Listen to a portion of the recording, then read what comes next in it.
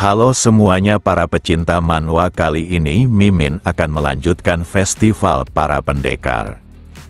Cerita sebelumnya diakhiri dengan usainya babak pertama dan sekarang 20 kandidat yang tersisa dikumpulkan di sebuah hotel milik organisasi Taejin. Beralih ke agensi polisi nasional negara ini, di mana pemimpin tertinggi sedang memanggil salah satu bawahannya terkait insiden yang terjadi pada festival para pendekar. Orang ini memiliki jabatan sebagai pengawas jenderal bernama Byung, dan dia telah tiba untuk melapor. Yong-sik menahan tugas Byung di mana dia merupakan otak dari kantor investigasi nasional, tapi dia sudah mengambil tindakan yang terlalu jauh. Di mana dia telah menempatkan skuad burung hantu secara pribadi untuk menyusup ke dalam festival para pendekar untuk mengeksekusi para kriminal. Akan tetapi hasilnya sangat menyedihkan dengan banyaknya anggota yang mati, bahkan yang hidup cacat permanen. Byung tidak punya alasan untuk membela diri dan dia siap menerima hukuman apapun atas keberaniannya bertindak sendiri dengan mengatasnamakan kedamaian. Bagi Yong-sik, keputusan tersebut membuat citra pasukan kepolisian turun mencapai dasar, bahkan menjadi bahan tertawaan bagi para sampah di dunia bawah.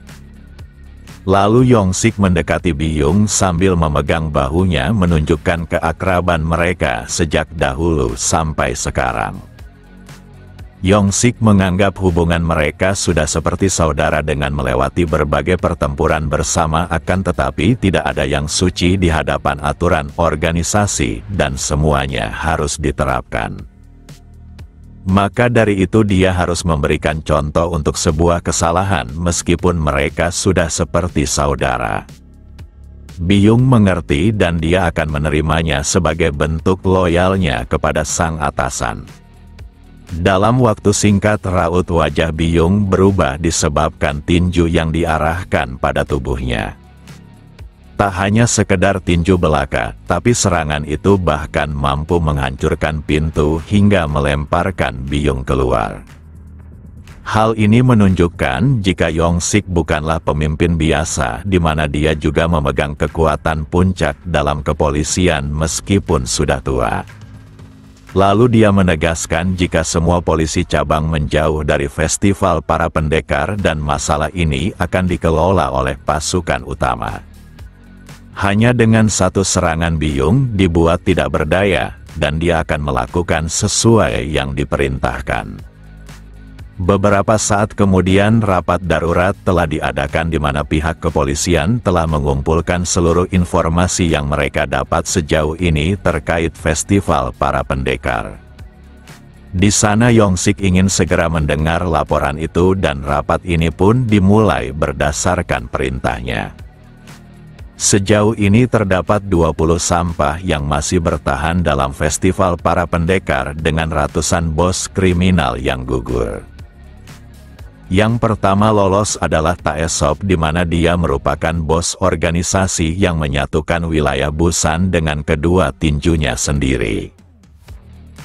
Lalu yang kedua adalah sosok yang dijuluki sebagai sang killer polisi terkutuk yang telah menghantui pihak kepolisian di waktu yang cukup lama.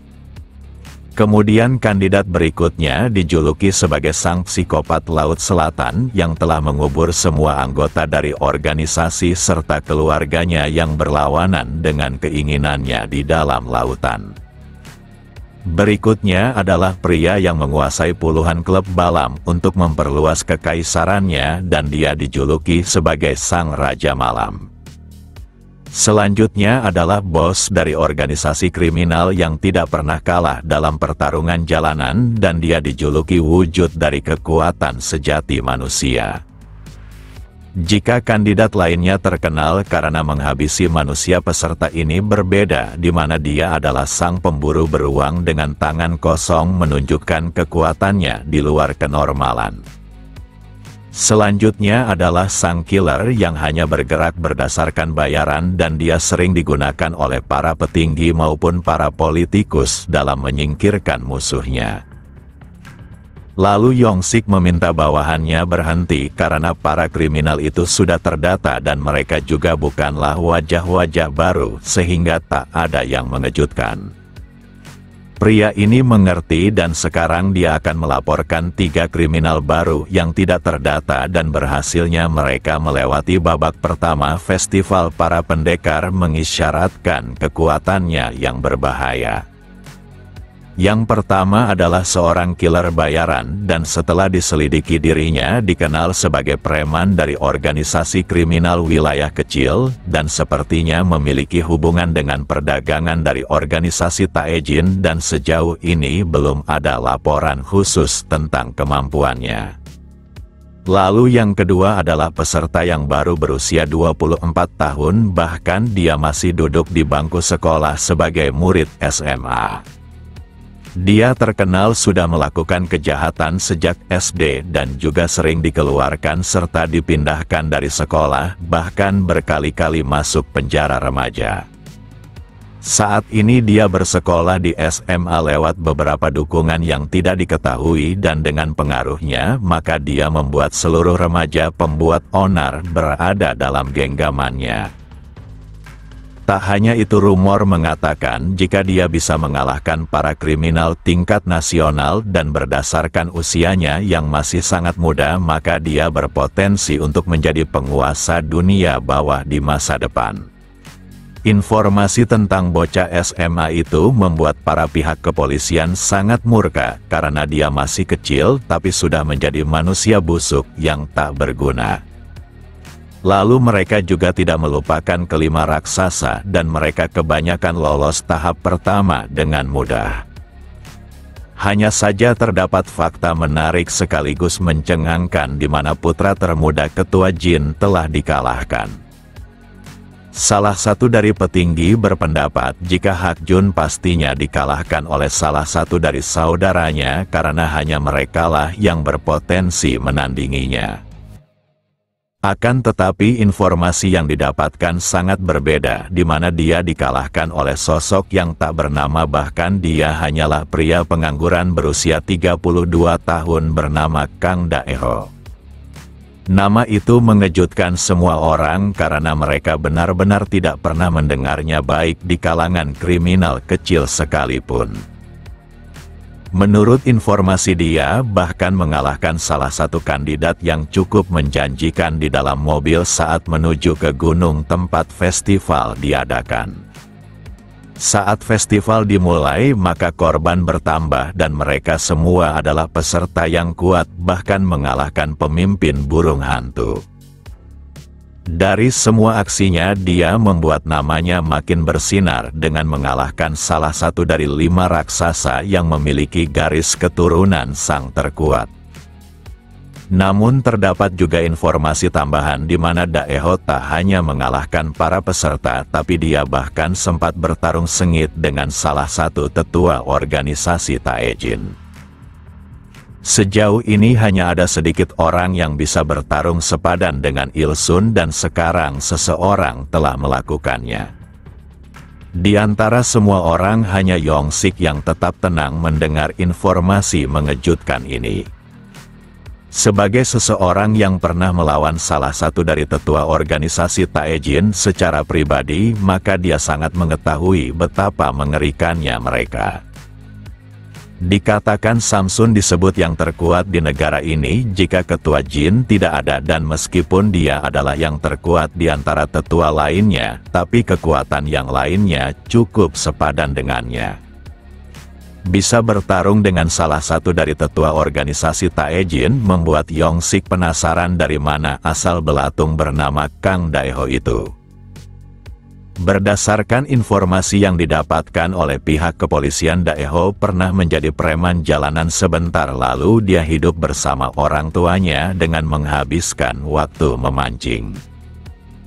Dia juga seringkali menonton balap kuda dan tidak ada yang mencerminkan dia adalah kriminal tulen. Selain itu Daeho juga kebanyakan menghabiskan waktu dengan main-main dan tak ada informasi lain yang berharga tentangnya. Yong-sik mengerti dan dia meminta bawahannya untuk fokus mengawasinya dengan ketat tanpa melewatkan informasi apapun karena dia mungkin saja memiliki rahasia. Mengalahkan salah satu dari 5 raksasa dan melawan Ilsun adalah sesuatu yang luar biasa. Dengan usianya 32 tahun yang dihabiskan hanya untuk bermain-main dan sekarang dia menunjukkan taringnya membuat Yong-sik penasaran yang direncanakannya.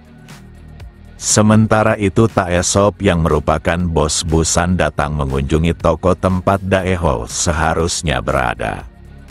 Dari jauh dia dapat melihat jika toko itu sudah cukup usang. Taesop yakin jika Daeho adalah sosok yang akan membawanya melihat puncak kekuatan. Hanya saja saat mencoba mendekat tiba-tiba saja sentilan koin melesat ke arahnya dengan cepat. Serangan itu sangat cepat dan Taesop hampir saja gagal menghindarinya. Bawahannya mengira serangan itu pastinya berasal dari senapan dan bosnya harus segera menjauh. Yang benar saja di dalam toko itu terdapat seseorang yang memegang beberapa koin untuk dijadikan senjata. Saat serangan berikutnya datang maka Taesop bergerak untuk menghindarinya. Taesop cukup yakin jika serangan ini berasal dari para musuh yang berencana untuk menyingkirkan Daeho sebelum tahap kedua dimulai. Dikarenakan sesuatu mengancam hidup bosnya, maka Taesop memerintahkan anak buahnya untuk membuka jalan karena dia harus menyingkirkan orang tersebut. Hanya saja saat masuk tiba-tiba saja seorang pria besar berada di hadapannya. Lalu orang ini dipukul telak di wajahnya dengan sangat menyedihkan. Walau hanya menggunakan sebatang es krim, tapi dia dilemparkan hingga keluar dari toko.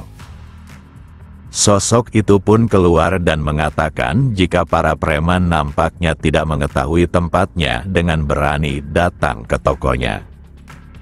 Padahal mereka semua masih muda dan seharusnya menjalani hidup dengan baik, tapi malah membuat tempat ini tidak nyaman. Siapa sangka sosok ini adalah ayah dari Daeho bernama Kang Taeju dan dia meminta semua orang di depannya untuk menyerahkan segala yang mereka miliki.